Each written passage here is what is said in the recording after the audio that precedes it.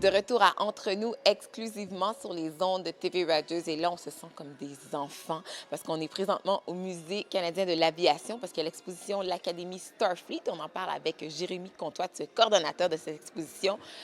On est arrivé, il y avait déjà une file Oui, d'attente, une oui. exposition qui fonctionne très bien, là. Oui, ça fonctionne très bien. On a des journées que c'est rempli. Toutes les 15 minutes, on a 40 personnes et c'est Wow. rempli de personnes. C'est malade. C'est ma- C'est malade, en effet. Bon, les gens auront la chance de voir cette exposition Oui. tout l'été jusqu'au 5 septembre. Bon, l'Académie Starfleet, qu'est-ce que c'est exactement? Pour moi, je connais pas vraiment Star Trek, je m'excuse. Mais qu'est-ce que c'est? L'Académie Starfleet, c'est vous venez ici et vous venez dans l'Académie. Vous passez à travers la partie médicale, communication, il y a sciences, ingénierie, tactique, commandement. Et vous faites des activités, des quiz et à la fin, vous avez la réponse. Vous avez un certificat de où est-ce que vous allez être placé dans l'Académie Starfleet. Ça va être quoi votre rôle à bord d'un vaisseau spatial? OK. Donc là, pour moi, donne-moi un petit cours d'histoire de Star Trek. Donc, l'Académie Starfleet, vraiment, dans la série, qu'est-ce que c'est exactement, là? Donc, Star Trek, ça se passe dans le futur et l'Académie Starfleet, c'est comme l'armée d'aujourd'hui. Donc, eux autres, ils vont partout dans l'espace pour faire sûr pour garder la paix. Pour garder la paix dans l'espace. Donc, il y a les vaisseaux spatials qui se promènent, pour garder la paix dans l'espace.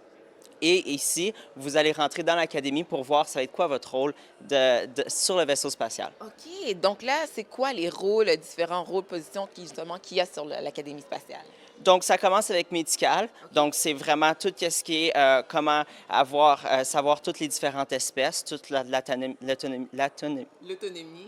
oui, des nouvelles espèces. Il y a communication. Donc, il y a tellement différentes espèces, différentes langues. Donc, ici, on apprend le clignon. Donc, on va voir si vous êtes capable de parler le clignon. Après ça, Le client. le clignon, Clignon. c'est une espèce qui est dans l'univers Star Trek, qui est contre un peu l'Académie Starfleet. OK. Et on apprend comment parler avec eux, communiquer avec eux. OK. OK. Et après ça, on a ingénierie, donc savoir comment faire fonctionner le vaisseau spatial. On a ici science, comme Spock. Spock était en science.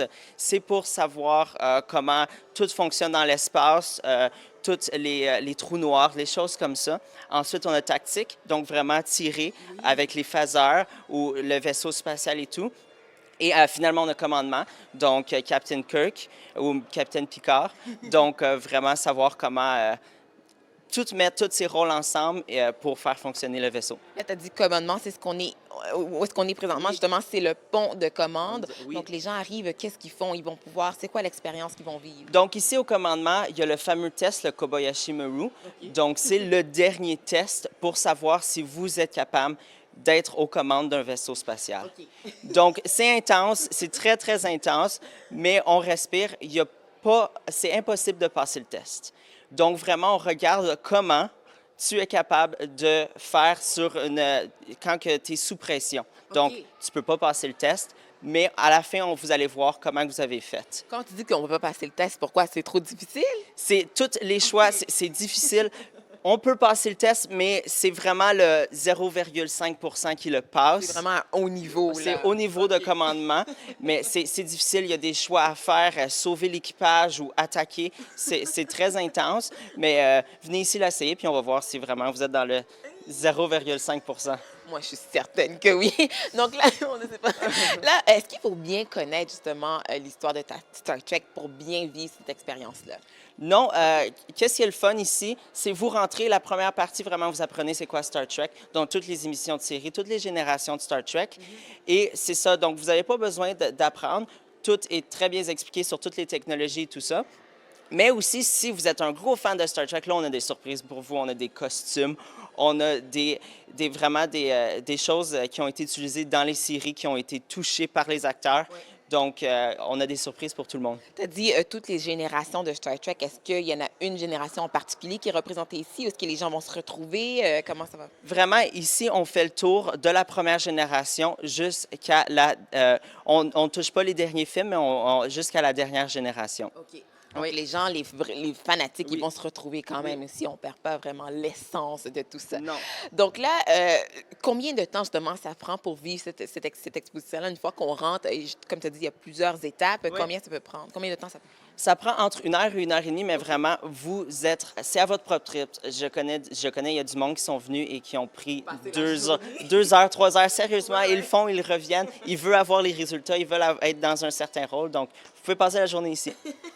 Donc là, l'Académie Starfleet, qu'on a dit, se poursuit jusqu'au 5 septembre. Vous avez en plus d'autres activités tout l'été, quand même, ici au Musée de Oui. l'aviation. Il y a d'autres programmes intéressants Oui, aussi. on a un camp Star Trek qui est tout l'été.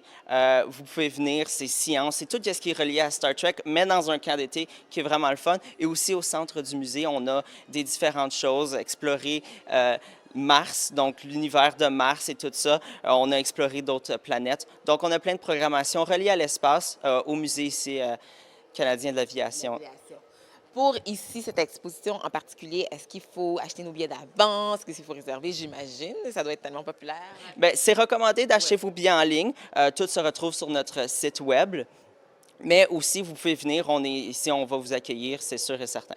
Toi, tu as fait toute l'expérience. Est-ce que c'est une étape que tu as trouvé le plus difficile, le plus facile, selon toi? Moi, personnellement, c'est sûr, le Kobayashi Maru, j'ai abandonné. Je peux pas le faire. Non, sérieusement, j'ai pas les capacités pour être en commandement, mais c'est le plus difficile. Mais j'aime aussi les phaseurs, juste se pratiquer à tirer. Très amusant.